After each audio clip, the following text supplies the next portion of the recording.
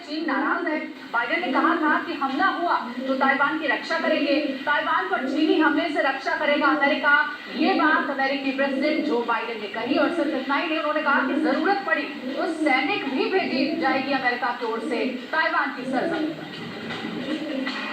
तो देखिए, ताइवान की रक्षा करेगा अमेरिका, ये तो अमेरिका की तरफ से इससे पहले भी कई बार कहा गया, लेकिन अब सीधे सीधे कहा जा रहा है कि सैन्य मदद भेजी जाएगी ताइवान। अगर चीन हमला करता है ताइवान पर तो ताइवान की धरती पर अमेरिका के जो सैनिक हैं वो उतरेंगे और ताइवान की रक्षा करेंगे। ये सीधे तौर पर आश्वासन, बड़ा भरोसा दिलाते हुए बाइडेन नजर आ रहे हैं। ताइवान के साथ बाइडेन, अमेरिकी सेना करेगी रक्षा, ये ताइवान को दिया गया अब तक का सबसे बड़ा आश्वासन है अमेरिका की तरफ से, बाइडेन की तरफ से। अमेरिकी सेना करेगी रक्षा। अगर ताइवान पर हमला होता है तो अमेरिका ताइवान के डिफेंस में अपनी सेनाएं उतार देगा।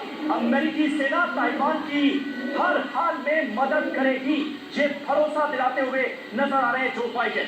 अपनी स्वतंत्रता को लेकर ताइवान खुद निर्णय ले सकता है, ये कहा गया है अमेरिका की तरफ से जारी ताजा बयान में। हम ताइवान को स्वतंत्र होने के लिए प्रेरित नहीं कर रहे हैं। ये एक तरह की सफाई है, क्योंकि चीन ने यह आरोप लगाया था कि अमेरिका इस रीजन में तनाव बढ़ाने की हसरत रखता है, इसलिए ऐसा किया जा रहा है। ताइवान को क्या करना है उसे खुद पता है, ये कहा गया है अमेरिका की तरफ से जारी आधिकारिक बयान में। अब जो बाइडेन के बयान पर व्हाइट हाउस की जो प्रतिक्रिया सामने आई है वो आप देखिए।